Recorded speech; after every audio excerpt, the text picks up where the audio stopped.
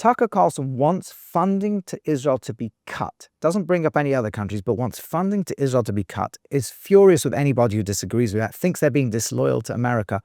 And he thinks that the consequence that would be, Israel would be destroyed.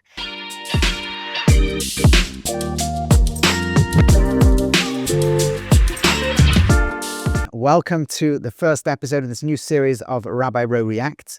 We're going to be looking today, by popular request, at a dialogue that's had, just on YouTube alone, 5 million views, and that's Nick Fuentes, the notorious, maybe self-described anti-Semite, with Tucker Carlson, who describes himself not as an anti-Semite, but I think who most Jews and supporters of Israel think has crossed the line many times over into that. So that creates certain concern. And when these two sat down, it's created lots of reaction response. Now, I don't want to be here labeling people and just throwing slurs at them. What I want to maybe do is, I watched the video and I think there's a lot of subtle themes here. First of all, important arguments just that are often made against Jews or pro-Israel people that I think need rebutting.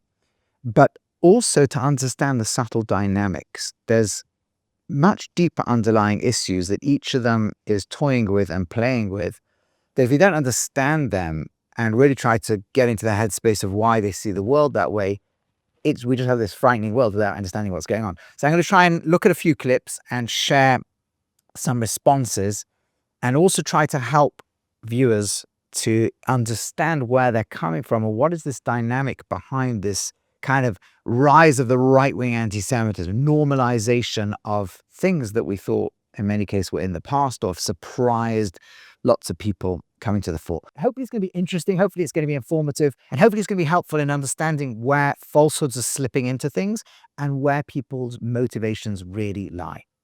If you haven't yet, then please don't forget to like, subscribe, and also click the alarm bell so you'll get notifications when we post new videos. So let's dive in, but just before we do, I think my understanding of the background, I'm not big followers of either of them, so you may correct me in the comments, but my understanding over here is that for a long time there's been some tension between them. It comes out in their dialogue, and they've been fighting actually over quite far right-wing candidates, or what gets called America First, but really probably means something more like America Only, or being anti-Israel first. Or that hyphen's very interesting. So as they say, I'm anti-Israel first, but if you shifted the hyphen, it's probably more real. I'm anti-Israel first, whatever it may be. And Nick had at some point turned against some of these candidates, some of whom even lost elections as a result, and they've been attacking each other back and forth, and somewhere, this is like their reconciliation. Now, one thing that's very clear in this interview, and probably a million people have said this, is that it's very clear Tucker's tone is to be friendly. He wants to make friends with Nick Fuentes, and he's not using the same aggressive tone that people have seen him use against people like Ted Cruz and supporters of Israel. Fair enough. So he's going to let Nick narrate his own story as to his origin story as to how his ideas evolved. Now, we all have our origin stories as to how our ideas evolved. They're usually probably not factually true, but it's still helpful to hear people narrate their own story. All of us in our story are the heroes, often the victims of somebody else. And so it's always nice to hear his version of the story. So in Nick's version, he just stumbled across this problem of Jews being disloyal to America, being loyal to Israel first, by mistake. This wasn't something he picked up in the home or the church or some other background place. Just he discovered it by complete error, and innocently has therefore stumbled to the point of being able to say things like, Hitler was a pedophile and kind of a pagan. It's like, well, he was also really cool. Or that Jews should be removed from political power, or perhaps expelled to Israel. That if Jewish people are Jewish first, not of, by, and for America, but of, by, and for the Jewish nation, this is problematic when they're in positions of power, because are they looking out for all of us, or are they looking out for themselves first? These are things Tucker never challenges him on. Fair enough. But I don't think that's fair enough, actually. But let's leave that as a note over that. But let's just focus on this claim, and it's made again and again and again. And you'll hear later on in the interview, Tucker makes this claim of Ted Cruz is a foreign agent or he's working for Israel. He's a sitting senator who's like serving for Israel by his own description. And this real idea that anyone who expresses support for Israel is working for a foreign government or is anti-America, I think this really needs unpacking. And I think there's two basic claims that underpin it, and many are making this claim right now. Number one, that Jews put Israel first. And number two is that any policies that support Israel are inherently disloyal to America. If you're loyal to America, you shouldn't care about Israel or advocate for any policies that support Israel. And so let's try to unpack both of those. First of all, the claim that Jews support Israel, fortunately or unfortunately, I just don't think is empirically true. There aren't that many Jews in America, but let's say there's 7 million Jews in America. If you look at their voting patterns, they don't tend to vote candidates for being more pro-Israel. You know, when Kamala Harris ran against Donald Trump, most people believed on either side that Donald Trump was more likely to be pro-Israel, and the vast majority of Jews voted for Kamala. And that's been true actually for many elections, John McCain versus Barack Obama, and so on. It's in fact not clear to see a very strong Jewish pro-Israel vote at all. Now, even right now, Zohran Mamdani is running on an anti-Israel ticket, and polls are showing he's getting at least 40% of the Jewish vote, which means you can get 40% of the Jewish vote being anti-Israel, right? Never mind the candidate is just neutral or cold on Israel. But this broader idea that they are somehow disloyal, again, a point that they're going to both make later on in the discussion, I think is completely bogus. You know, when we say America first, you should have loyalty to America. If that means and no loyalty to anything else, then that starts to sound like communist Russia.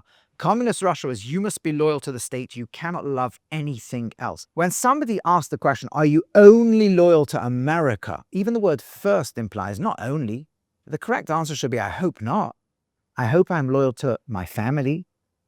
And when it comes to an election, I may vote for a policy that's good for my family, but not necessarily good for the rest of the American electorate. I hope I'm also loyal to my village or town or city or wherever I live.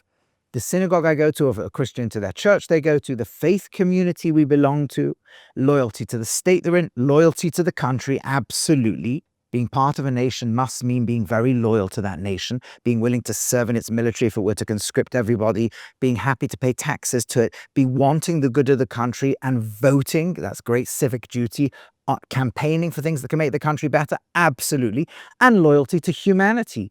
So this idea that being loyal to America must mean being disloyal to Israel or not caring about Israel doesn't seem to make a lot of sense.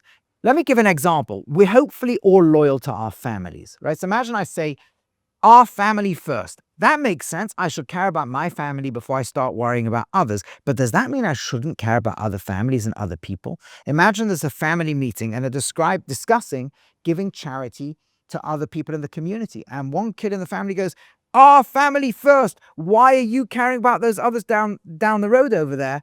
And the parents turn and go, no, family first, but part of our family's value includes caring about others. We know that family down the road, they share our faith, they share many things about us, and they're struggling. And there's a criminal gang that wants to kill them all. Maybe we should pay to help them have a guard outside their house who can protect them. That's not being disloyal to our family. But now this big question of, is America putting Israel first in some kind of unique position because of the foreign aid? Well, let's think about that for a moment. America gives about $3.5 billion in aid to Israel, pretty much all of which is spent in America. It allocates money that Congress spends on American defense industry to supply weapons to Israel so it can protect itself. That is like, and people are saying, wow, if we would take that away, we'd be able to really have a much better budget for what? Well, what percentage of America's annual government spending does that represent? As far as I'm aware, America spends about $6 trillion annually, the American government, which means to the nearest percent, Israel gets zero. I think it's something like 0.05%, something like, would be the amount that Israel's getting out of the American budget. So this notion that somehow, because it helps Israel, America's suffering at all, I think is bogus. But much more importantly than that, America doesn't just support Israel. America supports lots of countries. Let's take South Korea. Also gets somewhere between $3 and $4 billion of defense aid each year, but it comes from a different budget. What America actually does there is even more. It's got 30,000 soldiers deployed to South Korea to protect South Korea. Now think about that. That's not just sending money so South Koreans can defend themselves. It's actually putting American blood and treasure on the front line. A few years ago, during Trump's first administration, there was almost a war between America and North Korea. Had there been a war between America and North Korea would have pounded South Korea. American servicemen would have died. They are there to put their lives on the line to protect South Korea. Is it because Americans are disloyal to America and they put South Korea first? And by the way, it's not just those 30,000 soldiers. If a war would break out, they're just there to be the tripwire line, to hold the line long enough that America could then send massive assets, maybe hundreds of thousands of soldiers who would have to fight and some die to protect South Korea. So is this because of these South Korean disloyalists? Are these American senators passing this budget every year disloyal to America? Are they putting South Korea first? No, they have a philosophy that goes like this, that America comes first, but America is the only country in the world powerful enough and able to protect free people wherever they are. So any nation that attains freedom, well, that means that it's not run by a tyranny.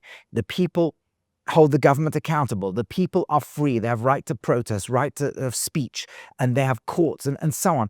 Liberal democracies, whatever you want to call them, anyone who has that and tyrannical regimes threaten to take them over and oppress them, America will be there to protect them. Now, you could disagree with that policy, but that's not an Israel-only policy. It applies to South Korea. It applies even more to Japan, where America has 50,000 soldiers.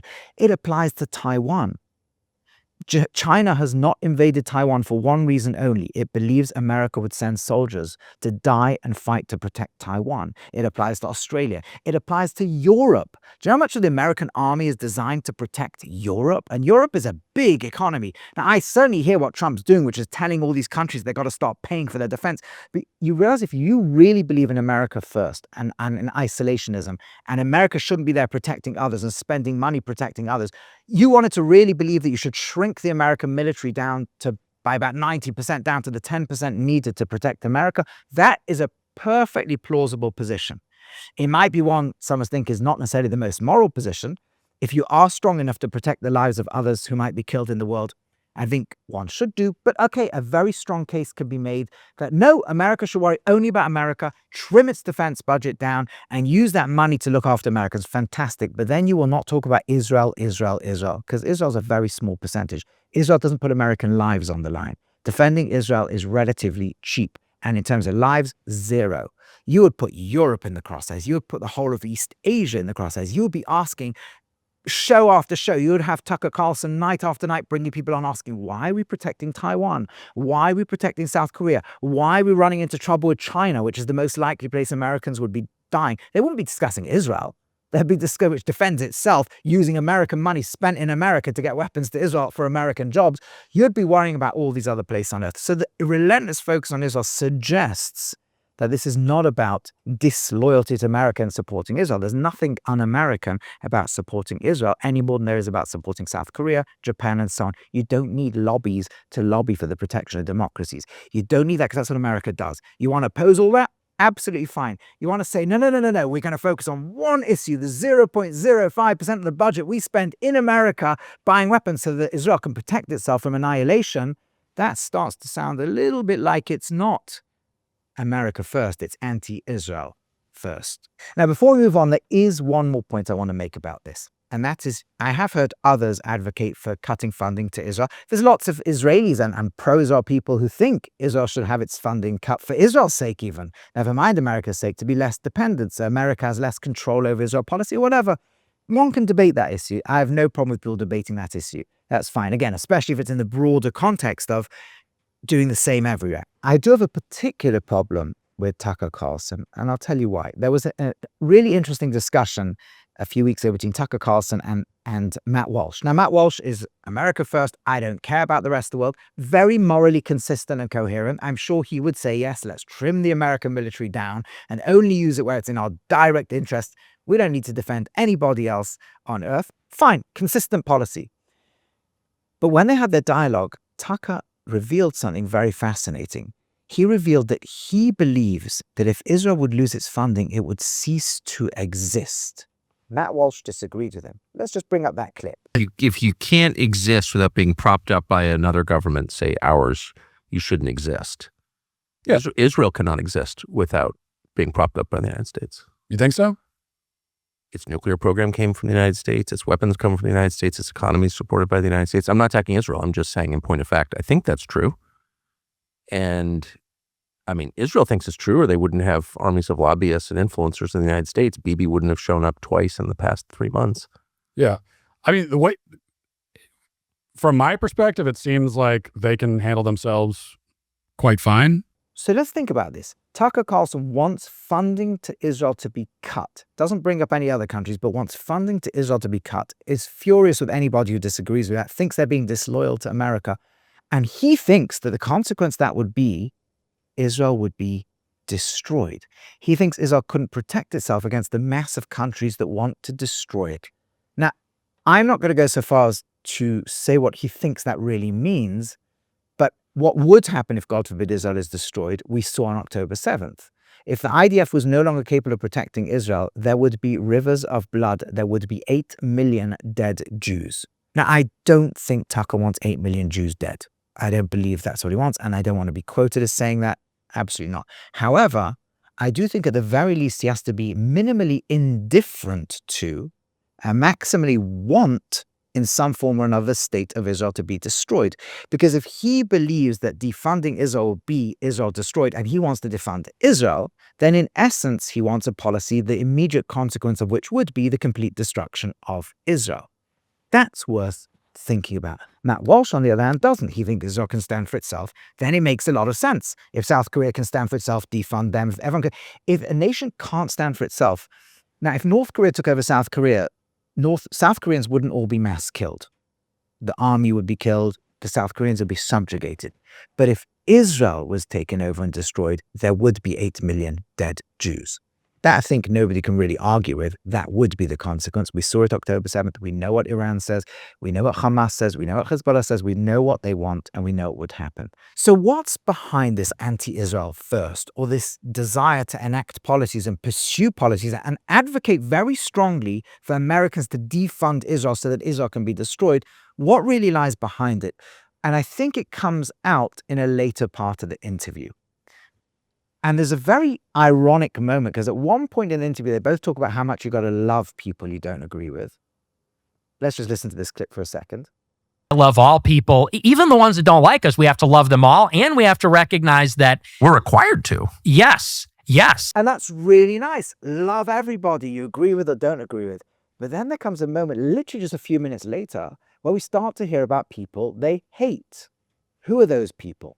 The Christian Zionists who are, well, Christian Zionists. Like, what is that? Right. And I can just say for myself, I dislike them more than anybody, because like, what?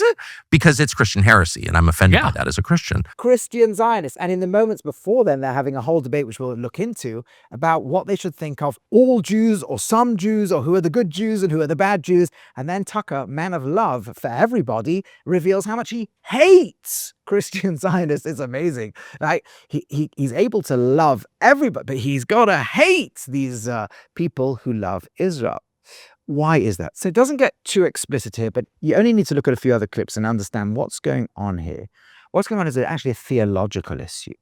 In the Christian world, there's been a big debate running for quite a while about what our attitude should be to the Jews, right?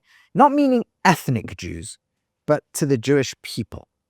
Should we look at them in the context of, we meaning Christians, should Christians look at Jews in the context of the old, what they call the Old Testament, what we call Tanakh, right? The books of Moses, the prophetic writings, the inspired writings, in which context is very clear that God never rejects the Jewish people. I mean, he says, I don't know how many times, but all his prophets who are in direct contact with God, all Christians and Jews believe that.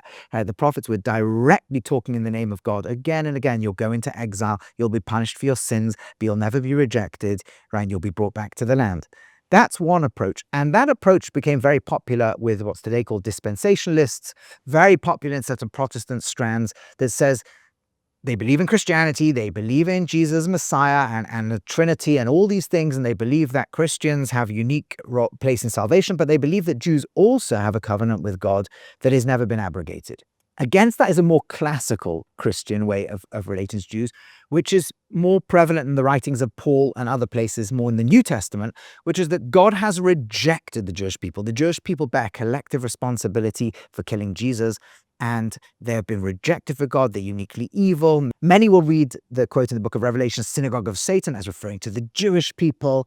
And so the Jewish people, at least in as much as they behave Jewishly or think Jewishly, reject Christianity, are at the very least unsaved people destined for hell, and at the most might be devils and demons and all sorts of terrible things. Now, the question is, what do you do with the modern state of Israel? The hypothesis of the second group, of course, is that the Jewish people should have stayed in exile forever until they eventually accept Jesus, and they're meant to be punished and even be witnesses to their own suffering. Nick will actually raise this witness. I just want to bring up that clip. It's very short, but here it is. The Jews are a witness people, and so they actually have special protections under the law, according to Catholic philosophy. Now, a Jewish audience might miss that and misunderstand what that is. It's the idea of Aquinas and others that Jews, why has God kept the Jews alive in the world? The theological problem they were wrestling with already in medieval times. If they've been rejected, why aren't they just gone? How can no one get rid of them? The answer is they're witnesses to their own suffering. And that actually meant a certain group has to be protected. And the Pope would keep protected Jews in Rome who cannot be killed, even if other Jews are being killed, because they have to be witnesses to their own suffering. So on this view, the state of Israel is a problem. How can God bring his people back to the land, which seems to fulfill the biblical promises, prophecies even, and seems to suggest that the Jewish people are not being rejected? That's a problem. And that has to create a certain emotional rage against Israel and its supporters. And if you want to believe that really the state of Israel is being propped up by America, then you're going to be fiercely anti-Christian Zionists in America. You're going to hate them. Because not just a heresy, they're doing much more than a heresy. They're propagating the unique state of Christians as the only chosen people left, right? The people who have replaced Israel, this replacement theology. And that's something Tucker believes in a lot. And he'll just hear him talking about it. In fact, if you look at this clip over here, you'll see, I'll bring a bunch of clips up because this is like his dominant theme. Who are the chosen people? The Christians. Who are the chosen? The Christians. It's not the Jews anymore. Take a look. Well, the Jews being the chosen people being the most obvious, but it continues into, the very end of the Gospels and the end of John. Jesus is like, you all were chosen. So for Tucker, the state of Israel and any support for it is evil. It violates his identity and his interpretation of Christianity. But Tucker doesn't want to go so far as to blame all the Jews as the word the Jews, and Nick's going to challenge him hard on this point. Let's take a look now as we get, I think, to the meat of what their disagreement really is. Now, it's not just Tucker and Nick who have an issue with this chosenness. In fact, it's amazing. When people start talking about how much they hate Israel or how much they're criticizing Israel, they almost always slip in this chosenness. Here's just another one. The chosen of God. God's chosen people are not just Jews, but Gentile, whomever it is that he's put his spirit in and caused to be brand new inwardly, and he's placed his spirit in, those are his chosen. The church is pictured as the restoration of Israel under the old covenant. You're not a Jew because you have Jewish blood. The flesh accounts for nothing. You are a Jew when you believe in Jesus. Christians are God's people now. Now, the amazing thing is, for the Jewish listeners listening and for non-Jewish listeners listening, we don't talk as Jews a lot about this chosen stuff. And the simple reason is that chosenness doesn't mean some unique special ethnic privilege.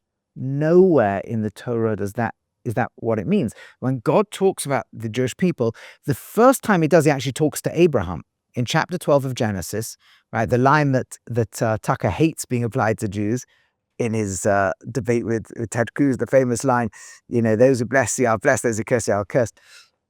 But the very next line is, through you will be blessed all families on earth. That's what Abraham's descendants are being charged with. And as Genesis moves on, we discover that responsibility to ensure blessing to the rest of the world is going to lie through not all of Abraham's children, many of whom are still beloved, but Isaac specifically. And then not all of Isaac, but his children, but Jacob specifically. And it's the family of Jacob that gets the name Israel, whose mission is this. And the children of Israel are then brought to Mount Sinai. They're taken out of slavery in Egypt. And God uses the expression, "You will be for me a kingdom of priests and a holy nation," in Exodus 19:6.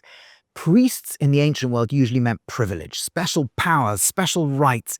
But in the Torah, priests never means privilege. Priest means responsibility. The Israelite priests were not allowed to own land. They had no political power. Their job was to ensure the spirituality of the rest of the nation and to manage the temple, the house of God, on behalf of the nation. And that is meant to be what the role of Israel is. As Isaiah famously says, the light unto the nations. That means that we don't have rights by ethnicity. We don't have some kind of special privileges. We have an enormous responsibility that comes from keeping the law of the Torah. But most importantly, what it implies is, and this is what I think gets to the nerve of the issue, being chosen does not mean that anybody else is rejected. Israelite priests, you could say, are chosen, but no Israelite is rejected. I, as a Jew, do not feel that the priestly group of Israel, the descendants of Aaron, who are called Cohens, the Hebrew word for priest, I don't feel that I'm inferior to them in any way. When the temple's there, they serve in it and not me. There's certain things we do to them. They get called at first, they're reading the Torah, not me. But not because God thinks they're better than me or loves them better than me. They have a certain responsibility which has to come first. But that's it. And they have more jobs than I do, maybe. But God loves all of us, and I've got to play my role. They've got to play their role. Jews, Israelites have to play their role in God's vision of the world. Non-Israelites have to play their role in God's vision of the world. And we see that everybody who's righteous has a place in the world to come. For people like Tucker, if Jews are chosen, then he's not chosen. He feels rejected. And so his being chosen means the Jews are rejected. It's pretty much as simple as that. And I think that gets to the nerve of a lot of his stuff. And by the way, Nick said this explicitly about his fear that his Jews might one day rebuild the temple when he was having a debate with Dinesh D'Souza. Which is, in order for them to practice their religion, they need to reestablish temple worship. In order to have temple worship, they need another temple. And this is not exactly a fringe idea in Israel. They talk about sacrificing these red heifers, these perfect red heifers. And then ultimately, one of the goals of the religious Zionists is to take out the mosque, the Al-Aqsa Mosque, and rebuild the third temple. And this is sort of terrifying because it undoes what the caller said. It undoes what Christ did, which was to destroy the temple because there's a new sacrifice, which is him, the Lamb of God. There's a new temple. There's a new church, new priests. There's a new law. And then they were sent out. Now that they've returned, it's almost like it's working in reverse. They've returned to the land. And then, it might point towards maybe they're going to rebuild the temple. And who will inhabit the temple? The Jews say that our religion is dead because Christ is dead, they say. They say their religion is alive and their Messiah is yet to come. Who will inhabit the third temple and sit in the Holy of Holies on the site? It sounds like the Antichrist. So, and this is just sort of my speculation on this, but I sort of agree in a sense that you can't say it doesn't have theological significance, but I sort of tremble and fear what that represents. I don't see it as a good thing. So people like Tucker and like Nick who believe that they are chosen and the Jews are rejected are afraid that anything that suggests that the Jews are still in some level chosen means they are rejected. It's a very simple psychological move. And that means that if the state of Israel has anything to do with biblical prophecy, then it strikes the question of, am I rejected? So there's a very deep animosity to Israel and a deep hatred, therefore, to anybody who supports Israel, especially if they're American. And so this really is anti-Israel first. But now we get, I think, to the most intriguing part of the whole dialogue, which is where Tucker actually does challenge Nick on how much we should blame the Jews for Israel and for support of Israel, and generally how guilty all the Jews are. And here we meet what appears to be a difference of opinion. But I guess my substantive disagreement, which I've said on the show also, is the idea that neoconservatism and Israel has nothing to do with Jewishness, Jewish identity, the Jewish religion, because clearly the state of Israel and the neocons are deeply motivated by that ethnic identity, and their allegiance to Israel proceeds from that. Now, of course, this is not what identity politics is. This is a little aside. We're going to get into the main debate. Identity politics is not you identify as a group, because that would preclude identifying as a Christian, identifying as a Muslim, identifying as anything other than American. So identity politics is absolutely fine. And Nick's going to make that point. It's all about humans run by identity. We identify in lots of ways. Might identify by the sports team we have, might identify with our community. Lots of Americans identify with their church and so on. That's not identity politics when you pit identities against each other. That's the bit people critique. When you say, because I am this skin color, I have to be against that skin color. And because I am this sexual identity, therefore I have to be against that one. That's identity politics. There's nothing wrong with identity politics. If people saying I'm an Irish American or an African American, and I do things and I'm proud of that heritage, or I'm a Catholic American, or I'm a Mormon American, that's not identity politics. This idea that I'm a Jewish American or I'm a supporter of Israel, that shouldn't be anything to do with identity politics. Okay, let's just try to ride the identity politics wave. That's a smaller side. Let's keep listening. You know, the plan of greater Israel, the blood and soil nationalism of Israel, it stems from this ethno-religion, which is Judaism. Well, this is, just BLM, the new version. This is identity politics. They're engaging in identity politics. I mean, that's just so obvious to me. But the problem in your response, I get what you're saying, but the problem in your response is it does not apply to every individual. So now Tucker says a very lovely point. We shouldn't be against every individual Jew, right? That's not fair.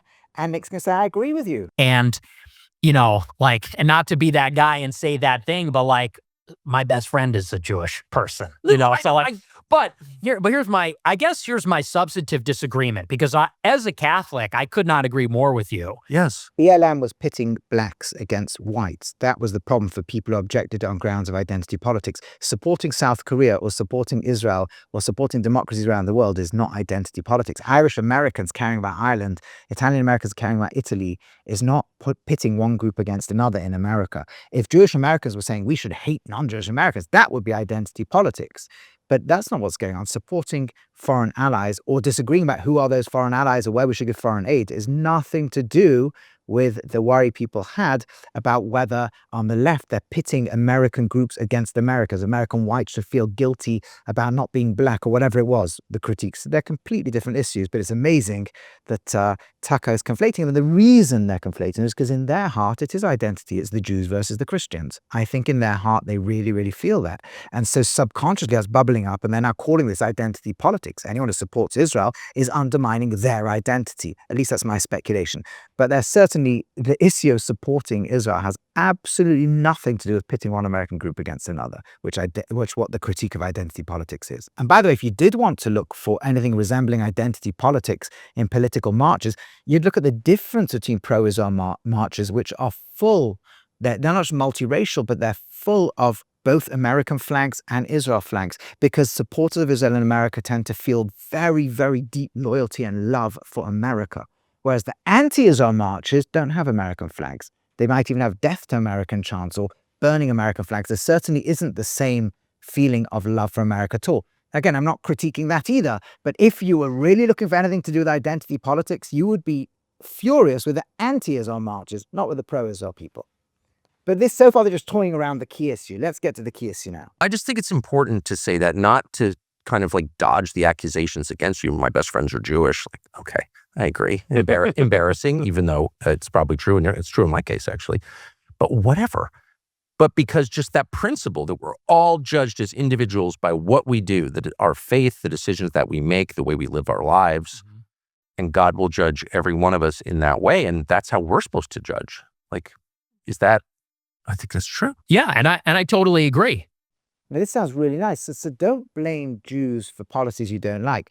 He said, listen carefully to what he's really saying is, I agree with you, these neoconservatives are motivated by their Jewishness. I agree with you that people who have this ethnic identity with Jewishness is motivating this disloyalty to America. I agree with you, they're all terrible. But there might be individual Jews who don't do Jewish stuff, who disassociate with Jewishness, who don't care about Jews around the world, who don't feel an identity with their ethnicity or with their religion or with their culture, or with their heritage or any of that stuff. They're the good Jews. I mean, again, I'm not saying he would say those exact words, but I think that the subtext there is not okay, Jews practicing their faith and caring about global Jews and so on is absolutely fine. You can be a loyal American, you can be totally loyal to America, and you can care about other Jews in the world, and you can be loyal to God through Judaism. No, that's not what's being said over here.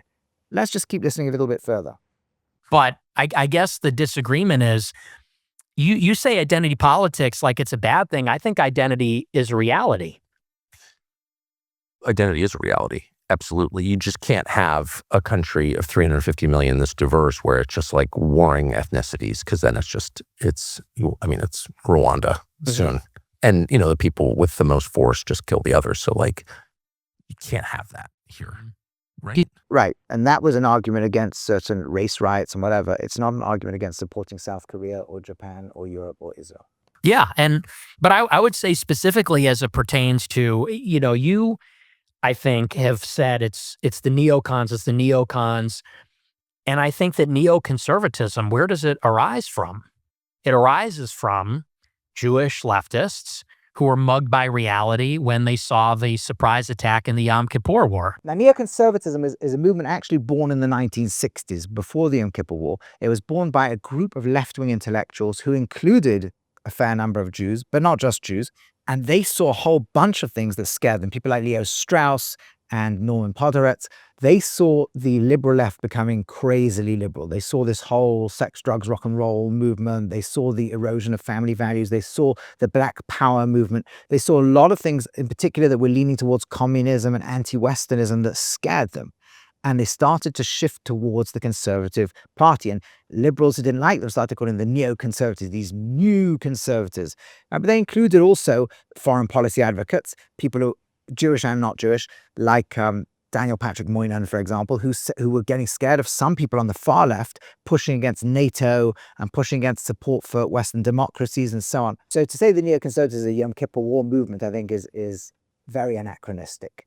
I'm pissed at the neocons, very pissed. I've said that a million times. I've been mad since December of 2003 when I went to Iraq. So at least Tucker has a very good point here, which is people, especially like Nick, and Tucker does it too, would like to blame Israel for things like the Iraq War, because the real attack on neoconservatism was the claim that it's neocons who got America into the Iraq War. And of course that ignores the fact that most of this most important decision makings were not neoconservatives, but old school conservatives, and certainly not Jewish neoconservatives. Like all of them. Donald Rumsfeld was not a Jew. Dick Cheney is not Jewish. George W. Bush is not Jewish. People who wanted the war against Iraq because they believed that Iraq had these weapons of mass destruction, and in the trauma of 9/11, they were petrified that Saddam Hussein was going to give these weapons to Al-Qaeda and all this kind of stuff. Were there Jews advocating for that? Yes. Were there non-Jews advocating for that? Yes. It was actually extremely popular all across America. It was so popular that when the French opposed it, all across rural America, people started saying we shouldn't call them French fries anymore. We should call them freedom fries. The freedom fries movement. This was how Americans felt. They were traumatized by 9/11. They were petrified that Saddam Hussein was going to have, they knew he used to have chemical weapons. They thought he still had them. And so they wanted to get rid of them. And if he wouldn't get rid of them through UN resolutions and UN inspections, they were willing to go to war. Now, this new narrative is it was the Jews, it was the Jews, it was the Jews. It's like non-Jews can't think for themselves. I find a lot of this stuff is not just anti-Jewish. It's like only Jews have agency. Only Jews can really think. George W. Bush couldn't think for himself. He was mind controlled by a brain virus launched by Jews that took over his brain and made him think differently. So these Jews have this amazing control. It's unbelievable, right? Non-Jews just can't think for themselves. And so this stuff is, at least Tucker has the honesty to say, what about the non-Jews? The Christian Zionists who are, Christian Zionists. Like, what is that? Right. And I can just say for myself, I dislike them more than anybody, because like, what? Because it's Christian heresy and I'm offended by that as a Christian. By the way, he's not offended by all Christian heresies. As a Protestant, he's going to believe that some things that are Catholic or Orthodox or liberal Protestant are heresies too. But Tucker's not really that offended by this. In fact, he's very good at being eclectic and ecumenical when it comes to other Christian groups. But there's one group of Christians whose heresy he cannot deal with. Christian Zionists. It makes him hate them more than any other group. It's amazing. And that's really the point I was getting at earlier. That doesn't make sense to most of us. That why would you hate them? They believe in Jesus. They believe in salvation. They believe he died for their sins. They believe in everything good Christians should believe in. But they interpret the scripture as saying that God also has a covenant with the Jews. And he hates that. He hates that. He can't deal with that. And now you understand Tucker Carlson. And so, like, I went and asked straightforward questions to Ted Cruz. So I've corrected myself. I didn't hassle. I asked straightforward questions. He hassled Ted Cruz. Because that seemed like there's a sitting senator who's like serving for Israel by his own description. He seemed like a worthy target. Ted Cruz does not say he's serving for Israel by his own description. He says he's pro-Israel, both personally as a Christian and because he believes in American alliances with liberal democracies. Ted Cruz is also pro-South Korea. He's also pro-America supporting Japan. He's also pro-America putting America first, but he's also pro the fact that we support allies all over the world. He was pro-bombing Iran's nuclear program, which Tucker was warning the whole world is going to lead to World War III and thousands of dead Americans. And Ted Cruz was saying, no, I'm not supporting ground occupation. I'm supporting bombing a nuclear program that is designed to kill 8 million Jews, right? And as an American, I don't want Iran to have a nuclear bomb, both as a pro-Israel American and also as somebody who doesn't want Iran to then go and blow up lots of other countries in the region with nuclear bombs or threaten other countries that are in America's interest. So yes, he advocated for a very quick bombing run, which turned out to cause no American casualties, which Tucker was really upset about. I don't know. I mean, did Tucker want Iran to have a nuclear bomb? Whatever. But he hates Ted Cruz for serving a foreign country. See, you see, this is where he gets to now. Because Ted Cruz believes in Genesis chapter 12, I'll bless those who bless you and those who curse you, I will curse. He's serving a foreign government. Because he's supportive of America actually getting rid of a nuclear bomb designed to create a Holocaust, he must be service of another country because nobody else in America could possibly support that policy. Never mind that all sorts of European leaders who are quite anti-Israel normally and certainly not very supportive of Israel also thanked America for what it did. And many of whom don't even have Jews or Christian Zionists as serious voters in their own country. There's no possible reason you could support that except in service of a foreign country. They evolve as you interact with reality, as the reality itself changes, as like you learn things, you grow, like whatever, people change. Well, and look, now that everyone agrees with me, I will graciously forgive them for being But why so make it hostile. personal? Like, who cares? I got treated like I didn't exist. Right? I get it. And canceled for 10 years for saying these things. And that's really where all this drama comes from. A time when there was this intense censorship and nobody was on board with this stuff. Now, they just both said that everyone's come around to Nick's view right now. I hope that's not true. Nick's view is really state of Israel should be destroyed. Nick's view is also that Jews should be barred from voting or be expelled from the country. So they're just kind of bouncing around that like, that was everyone's come around to his view. I've always thought I have the world's most moderate position on Israel. Don't hate Israel. Just don't want to get involved in their wars. Don't want to pay for this. Don't want to pay for abortion on demand in a foreign country. Sorry. As it happens, Israel has one of the lowest abortion rates in the developed world. It also happens to have one of the highest birth rates in the developed world. So he might want to pay for abortion on demand. Luckily for him, no American tax dollars go to abortion on demand in Israel. America's aid to Israel goes exclusively to Americans to build the weapons that Israel needs to protect itself from the people who want to destroy it. He doesn't need to worry about abortion on demand. Or like Fuentes discredits the reasonable people because he's always banging on about the Jews. And so he makes everyone else look like a Nazi. And so it's like he's playing a pretty valuable role in the same way that Israel has always funded extremism throughout the Middle East, including Hamas. This is another one of these mythological lies. Israel's never funded Hamas. Hamas part of the Muslim Brotherhood. It's Muslim Brotherhood has been there since the 1920s trying to destroy the state of Israel and other things too. In fact, it was trying to destroy Jewish communities in Israel 20 years before there was a state of Israel. And you can read the history of that, look up Hajj Amin al-Husseini, and generally the Muslim Brotherhood. What Israel was supportive of in the 1980s, when Hamas began, it didn't begin as a terrorist organization. It didn't begin as a militant organization. It began as a charity and welfare and religious social organization in the West Bank, and it was challenging the power of Yasser Arafat and his terrorists who were committed to the military destruction of Israel. And Israel was supportive of it in the beginning. But then very, very quickly, Hamas turned militant. They built Izzadin al-Qassam. They started actually killing Palestinians who they thought were cooperating with Israel, and they began attacks on Israel. And Israel turned completely against them.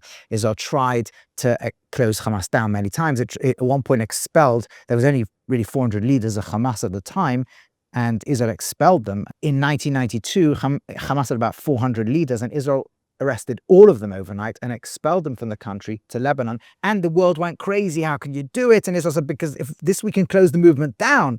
And there was so much pressure put on Israel, in the end, it had to let them back in on condition they signed papers saying they wouldn't turn to terrorism. And of course they did, and waves of suicide bombing and so on.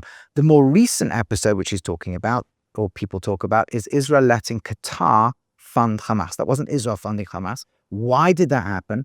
Yeah, because Hamas would fire rockets at Israel periodically, every few years, because by their own religious teachings, they're not allowed to not be at war with Israel. They have to be at war with Israel. They're allowed to pause for up to 5 years. It's called a hudna. Their theologians, this is not all Muslims agree, but this is their interpretation, is that they're allowed to have pauses if it's in their interest for up to 5 years, and then they start firing rockets again. And each round had to end. And Israel didn't want to have to go in and do what it's had to do this time and have a horrific war. And so the way it would end with a negotiation, Hamas would stop firing rockets, it would agree to a few years of peace and quiet, and they would say in return, they need funding and they need to let Qatari funding in. So it was a way of kind of paying them for silence. Was it a mistake in retrospect? Absolutely. Terrible mistake. But Israel funding extremists. I mean, this is like, I don't hate Israel. I'm totally neutral Israel. Israel just funds you, Nick, because you sound like a Nazi. They love you just like they love Hamas. And what Israel was ultimately hoping for with all that allowing Qatari funding is the Qataris had told them and the Egyptians had told them, and Israel had been fooled. His intelligence really believed that Hamas was thinking of becoming a bit more pragmatic and maybe going for a 10-year ceasefire or even longer. And Israel was hoping that if it could normalize and create some kind of peace, not peace, but non-war, and then allow opening of borders and allow economic development, that eventually Hamas would either become more pragmatic or be pushed out. Okay, that was a bad mistake in retrospect, but this idea of Tucker, this is just like snide little side. Israel supporting you, Nick, because you're a Nazi, just like the support of Hamas. These things are just such crazy distortions, and they just become mainstream, rolling off the mouth of people who have a very, very deep anti-Israel slant, even if they claim they're not anti-Israel. Because it discredits the reasonable people. That's a fact. By the way, whenever Tucker says that's a fact, it means it's not a fact. It's a good one to keep out for. We should like make a video one day going for every that's a fact claim. Usually the more outrageous the claim is, the more that's a fact. But that's just a little behavioral tick that's worth noticing. People have their, I'm masking something I'm not so secure about. And his is, that's a fact. Okay, little tiny point. But Nick's actually going to disagree with him anyway. And this, I think, is where we get to something really interesting. The ZOA, the SPLC, the ADL, the Daily Wire, all these groups have been on me for years. So that's news to me if they're really endorsing my activities. It could just be my perception. But I guess what I'm saying is, as someone who thinks his own views are like completely reasonable, pass every smell test, you could x-ray my soul. I don't think there's a lot of hate in there. And to the extent that they do make me feel hateful, the people who attack me, I do like say prayers about it. We're not allowed to hate people, as we forgive those who trespass against us. That's like our core prayer. So I just feel like it's I don't know. Am I being paranoid? I feel like going on about the Jews like helps the neocons. Okay, so right now we're at this interesting impasse where Tucker feels that Nick, his anti-Semitism is too strong. He's hurting Tucker, who is very reasonable. He doesn't hate anyone. Well, he does, but his hatred is, he prays for them. His hatred about Christians who support Israel, his hatred of anyone who supports Israel is reasonable. And Nick's is not reasonable. So this is now their tension between the reasonable versus the unreasonable. And on the contrary, because Nick is so unreasonable and she's been demonized by the ADL and so on for saying that Hitler's cool and things like that, therefore, he's now making Tucker look bad because they're associated. Well, what about my views do you think are unreasonable if yours are reasonable? Brilliant question. Because what do they really disagree on? I think, again, I don't think it's cucky. I think it's reality to say that Look how much he's struggling. I mean, you could say, I don't think Hitler's cool. You could say, I don't think the state of Israel should be destroyed. He said, I don't hate Israel. You could say, I don't believe Jews should be banned from voting. You could say anything like that. Let's see where he's going to go to. He's struggling here. Guilt is not inherited. Blood guilt is bad. One of the reasons that I'm mad about Gaza is because the Israeli position is everyone who lives in Gaza is a terrorist because of how they were born, including the women and the children. He's literally, and this is typical, just made up not just straw man, but a very deeply evil straw man. Tucker's literally thrown out there that Israelis think everyone in Gaza is a terrorist. If Israelis thought there were 2.2 million Hamas fighters in Gaza, then there would be 2.2 million dead Gazans. Israel thinks Hamas are terrorists, which is why in this war, according to Trump, there's been 25,000 Hamas terrorists killed. And why Hamas, which began the war with 40,000 soldiers and then recruited, according to reports, another 20,000, can only now get 7,000 back on the battlefield. That means Israel's put out of action, whether it's through killing them or injuring them or arresting them or whatever, 53,000 Hamas fighters. The civilians, Gaza began with 2.2 million civilians, and right now there's 2.2 million civilians. So obviously, you don't need a brain that functions at a particularly high IQ level. You just need a mind that's a tiny drop open to notice that when you have 99% of civilians alive and 90% of Hamas destroyed, that's not a war against civilians. Nobody's applying any collective thinking at all. And this is typical. I'm not against Israel. I'm just against the straw man I construct. Tucker Carlson has turned Israelis into his mind into people who want to kill every single Gazan. Right? And that's true on the left. All the people accused of a genocide means they want to kill every single Gazan. All the people throwing this around are constructing straw men in their mind, but a particularly evil straw man. And this actually is the essence of what was the pattern of anti-Semitism in history. It was never bigotry and racism, which Tucker's going to now say, I'm not a bigot, I'm not a racist. I don't believe it's inherited in the blood. People didn't say Jews have inherited guilt in the blood. They said, as long as they choose to be, insert whatever demonic thing you want over here, then they are guilty. Then they continue that guilt. And what you do typically in history, if you are a Jew hater, is you associate Jews with the most evil things. Or you take Jewish behavior and find some way to interpret it as very, very evil. So Tucker's got this evil Jew right now. Tucker's got, they're not all guilty, but the Israelis who are saying that every single person in Gaza is a terrorist, and therefore, in Tucker's imagination, Israel's trying to kill 2,200,000 people in Gaza. Facts don't seem to really play much of a role here. And the reason this is probably not shocking to us by now is because we're just seeing it every night all over social media. But nobody should think this is innocent. Now, again, it can be subconscious. Perhaps Tucker has, because of his deep-seated chosenness challenge, he needs to see Israel as demonic. So he genuinely believes that somehow, even though the facts seem to show the dismantling of Hamas and the maintaining of the civilian population, it must be they're collectively trying to kill everybody in Gaza. But it is worth us just observing how ludicrous this is. And again, if an individual was saying it and there wasn't a mass horde of society saying it, that individual would belong in an insane asylum. The challenge of the way societal hordes work is that if enough people say something, people can come to believe the most absurd things. But the evidence is 1,000,000% against this. But again, let's just notice, I don't hate Israel.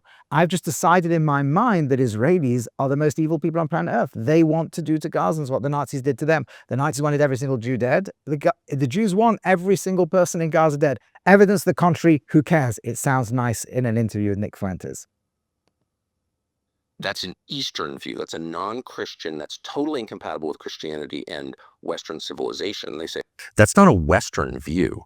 That's an Eastern view. That's a non-Christian. That's totally incompatible with Christianity and Western civilization. So he compares it to Christian history and Western history. Now, I don't think the Christian history thing works very well. Tragically, in history, there have been plenty of instances of Christians massacring all the Jewish people.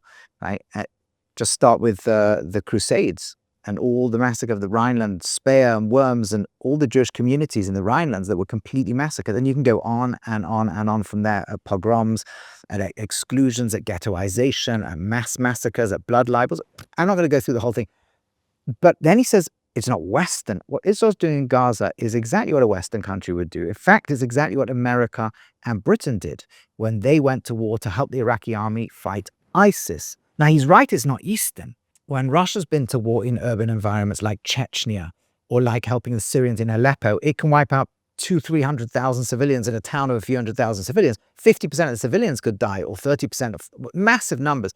But when Western countries go to war, like America or Britain were helping, their air force was helping the Iraqi army on the ground in Mosul. Now, pre-war Mosul had 2.2 million people, but by the time the Allies got to Mosul, there were 400,000 people there. And to this day, nobody knows exactly how many people died. There were 4,000 ISIS fighters, 400,000 civilians. The official figures in groups like Air Wars say something like 10,000 people died because of the Allied air bombing, but the Allies were guiding the Iraqi forces, the guys on the ground, the Kurdish intelligence in 2017, and they were fighting on our side. So when you were actually looking on the ground, there were 40,000 dead people. So 10% of the town had been destroyed, but 90% of civilians were saved. 10% of the civilians were destroyed, and for every ISIS fighter killed, 10 civilians were killed. But a Western army keeps 90% of the population alive. It's trying to keep every civilian alive, but it shows you how difficult urban warfare is. It's really, really hard when the enemy's hiding amongst civilians, popping up from tunnels, shooting at you, going back down again, and you hit them, and then you discover there were civilians there. This is how these animalistic and jihadi types forces fight, and they make it really hard. So if you're Eastern, you'll end up even not trying, but just not caring too much about civilians, wiping at least 30% of civilians out. If you're Western, you'll bring that number all the way down to 10%. If you're Israel, you'll bring that number down to 2% or 1%. You'll keep 98 or 99% of the civilians alive. Keeping 98 or 99% of the civilians alive is definitely Western values, certainly not Eastern values. It's definitely Jewish values, and I think it's Christian values too. It's Western values. Preserve every life that's innocent. That's what we've seen in front of us. And again, in his hallucinatory straw man world, of course, he imagines Israel doing something completely different to what the facts say. When they say, oh, we're the defenders of Western civilization, not with that attitude. You're not. Collective punishment is the enemy of Western civilization. Yeah. And so I hate that attitude. He's back to hate. It's genocidal. The current claims that I'm a cancer, from Ben Shapiro or whatever, we need to be excised from the body of conservatism is a genocidal position that it basically encourages violence, as they well know. The whole thing I hate. Mm-hmm. So like anytime you say a whole group of people is responsible for the sins of some of its members, like I'm out. And this sounds really nice. So the Jews are not responsible for the sins of their members, right? I'm out. Yeah, but that's not my view. It's not. Okay. So tell me your views. I mean, as far as the Jews are concerned, I think that, like I said, you cannot actually divorce Israel and the neocons and all those things that you talk about from Jewishness, ethnicity, religion, identity. And let me give you like a perfect example. So you say on your show that we need to treat Israel like any other country. And I sort of understand that in principle, because Israel is another foreign country. Yeah. But Israel is unlike every other country in the sense that because the Jewish people are in a diaspora all over the world, there are significant numbers of Jews in Europe, but also in the United States.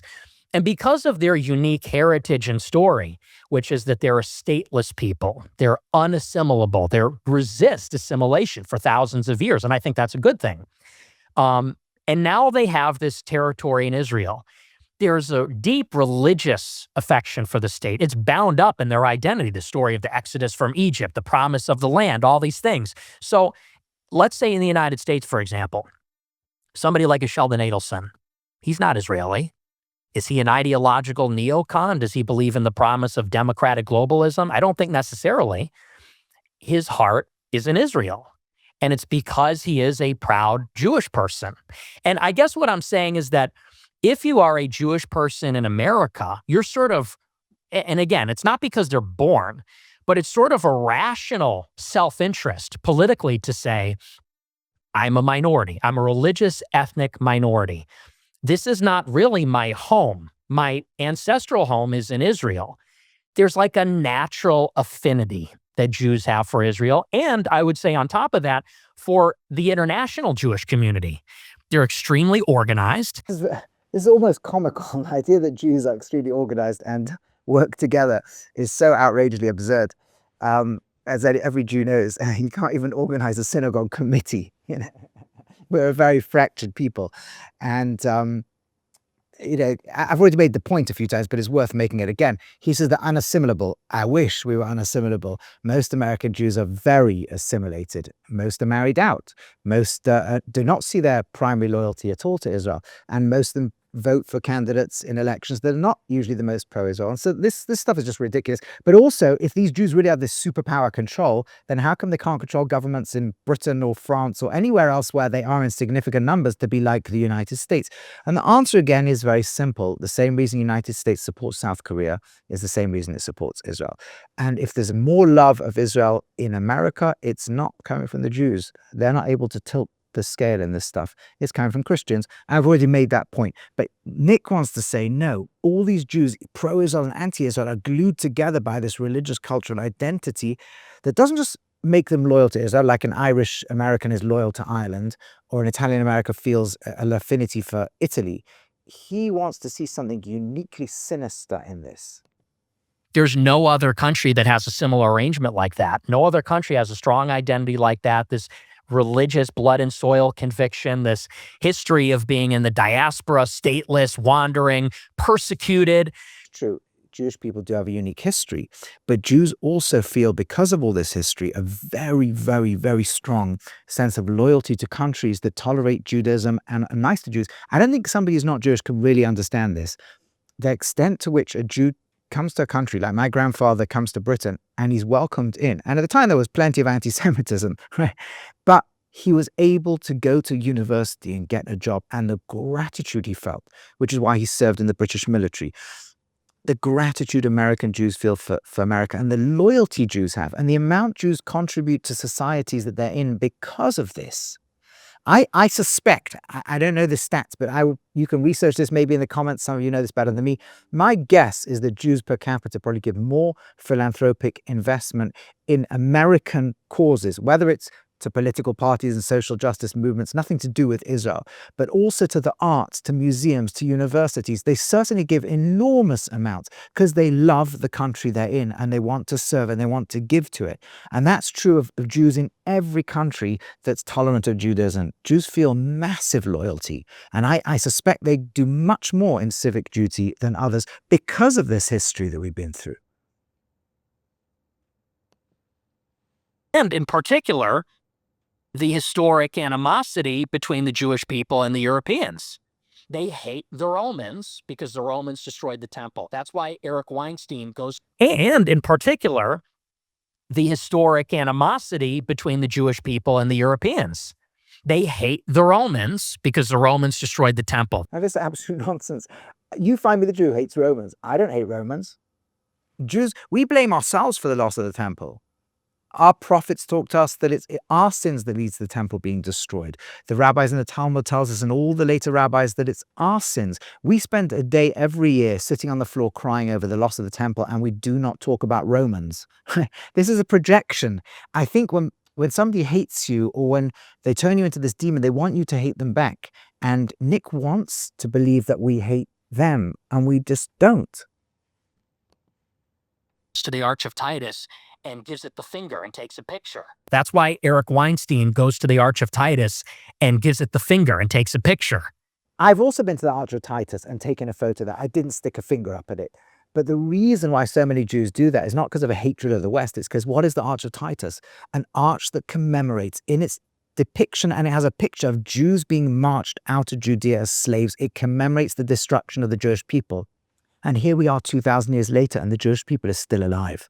The Roman Empire is gone, but the Jewish people are still alive. It's the same way that we go to Poland and look at the march, Hitler's victory march, or we go on March of the Living and look at gas chambers and we say, we're still here.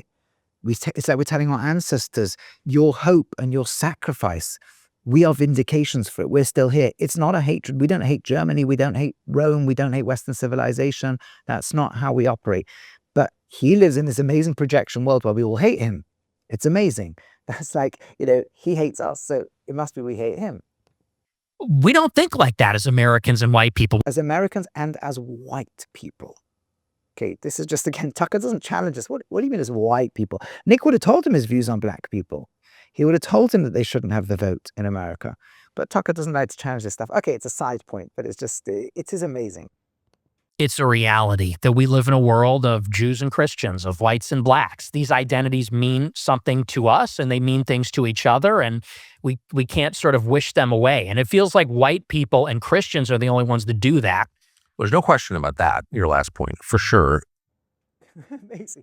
No question about that. One of the reasons they do that is because they've been taught to hate themselves, of course, since the Second World War. So I've already said that I think Jews do see way beyond this. Jews absolutely care about others. By the way, the civil rights movement, there were so many Jews marching with blacks to get civil rights. Now, the extreme right wing might not like that, but they were not thinking about themselves as Jews. So Jews in America, as I've already said, really do believe in being very loyal to America and caring about whites and blacks, Jews and non-Jews. And I think this whole is Jews versus Christians, it's whites versus black, that's in his head. And Tucker's about to agree with him. The reality of a multi-ethnic country requires you to sort of set aside community or group interests in favor of corporate interests, universal interests, national interests. And you have to do that or else it doesn't work.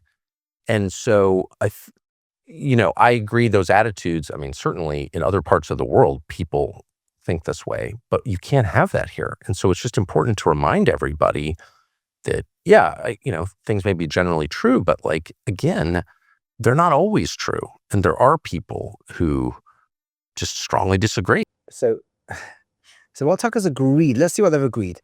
Nick has said that there's this thing called Jewish identity and it's very divisive and that we've got to deal with the Jews as a whole. And what Tucker said, I actually agree with that, but, and we can't do that anymore. We kind of got to think collectively, what does he actually mean by that? That Jews should stop identifying as Jews?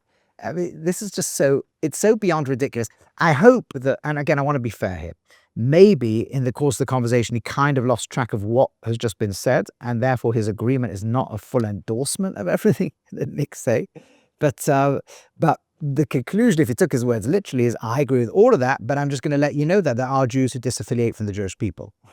And then he goes to his Orthodox Jews who are against the state of Israel. Now, one does need to understand, Orthodox Jews who are against the state of Israel are pro a light form of anti-Semitism. These are the Satmar Hasidim. They believe that since Jews were in exile because of the punishment of God, that Jews should not be treated the same as other people. They should be discriminated against. It's God's will that we're discriminated. They don't want heavy persecution, like being killed and stuff, but they certainly do not want us to be equal to other people. They don't want us to have a homeland like everybody else, and they see it as a sin against God because we're meant to accept being persecuted. That's fair enough. If you believe in anti-Semitism theologically, fine, but you don't use them as a proof that there's nothing wrong with being anti-Israel. The anti-Israel Orthodox believe in theological anti-Semitism. If they're coming to your rallies and they're supporting you, it's because they believe that you believe in soft anti-Semitism, soft persecution for the Jew rather than hard.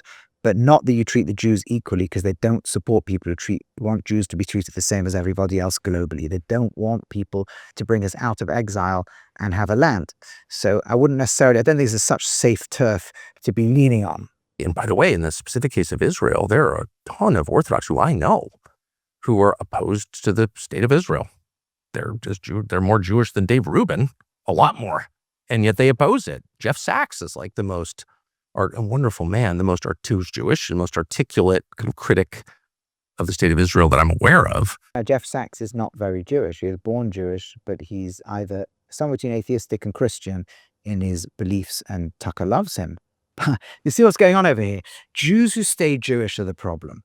It's these Jews who are either Orthodox anti-Jewish or the rest of the Jewish people who are anti-Jewish and anti-Israel and anti-this and that. They're good.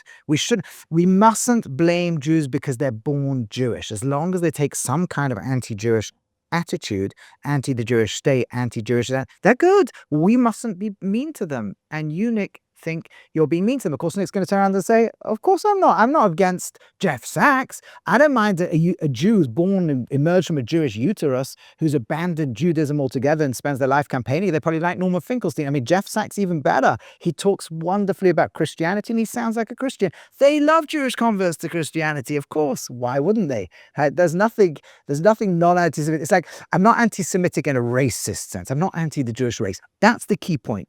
They are genuine.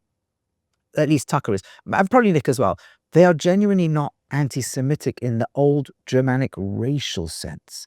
They're not against somebody who's born Jewish. You know, when the Nazis would put a Christian in the concentration camp because he's got a Jewish parent, they wouldn't discriminate against Jews who have a Jewish parent. That's the thing they're fighting against. But listen to what they are accepting, that there's something wrong with the Jewish collective that supports the state of Israel. There's something. This is the key point, that once you listen to this carefully, and again, maybe I'm being unfair, maybe Tucker's just getting caught up in the rhetoric over here. And I think Nick's saying in a very loving, wonderful way, we as Christians have to not give them the same say in the country. You know, and it's very sweet position. He says it very sweetly, but this is real dangerous stuff. And Tucker's like, yeah, but we can't hold them all equal. I mean, some of them are Christians, right? So we got to treat those guys nicely. You know, some of them are anti the Jewish collective. Some of them would put the Jews as suffering because of their sins, which I think that kind of theology he'd be quite comfortable with. Anyway, there's so much more to unpack. I'm not going to go through every single aspect of the video. I think we've been too long at it together.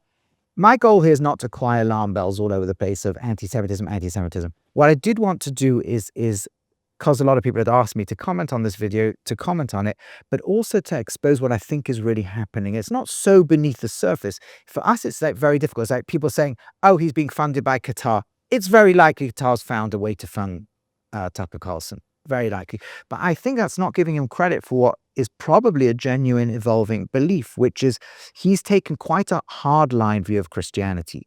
Now, I talked about two broad positions within the Christian world, the kind of dispensationist position of those who believe that Jews still have a covenantal relationship with God, and kind of this supersessionist view of those who believe the Jews are denigrated and uniquely meant to be punished. There is an intermediary view, which has been taken by the Catholic Church since the 1960s, Second Vatican Council, the Nostra Aetate, which kind of took an intermediate position, and maybe in another video I'll talk about that, because I think it's really important, not just for Christian viewers who will be more familiar with all this kind of stuff, but for Jewish viewers to understand too, because Jews sometimes don't get why some Christians for us through their Christianity and against us through their Christianity. There are all sorts of positions Christians can take, but I believe that Tucker and Nick are very much coming from this view. There is some kind of sense in which the state of Israel threatens the position Jews should be in the world. I think in Nick's case, that's very conscious. I think in Tucker's case, it's quite conscious, and he therefore hates this Zionist Christian view, as he said. He can't hide that hatred. He hates the idea that a Christian could look at the Bible and think there's any reason why God would bring the people back to the land. And he hates that so deeply, it wounds him theologically and consciously. You know, we've all got our subconscious motives, and then consciously our mind starts to tell us stories. Oh yes, they're trying to kill these 2.2 million people in Gaza, etc., etc. I think understanding that helps us make sense of some of the positions that people come out with, the contradictions they have. Are they this? Are they not that? So I hope that's been something helpful to you. I think in other videos, I'd like to talk about what our response to this should be. It's not just to fight all of this. I think they're both sensitive to the fact there's a spiritual battle going on. And I think it's important for us to be sensitive to the fact there is a spiritual battle going on. But the right way to fight that spiritual battle is not the way our enemies fight against us. And maybe that I'll talk about in another video. Leave you on that cliffhanger. Leave comments below. You can reach out to me, those who have my direct ways of reaching out, direct, those indirect. Feel free to leave comments, to say whatever it is that's on your mind, whatever it is, and keep reaching out about other videos you'd like me to be reacting to, where you think I might be able to offer some insight or something that's helpful to you. Until next time, God bless you all.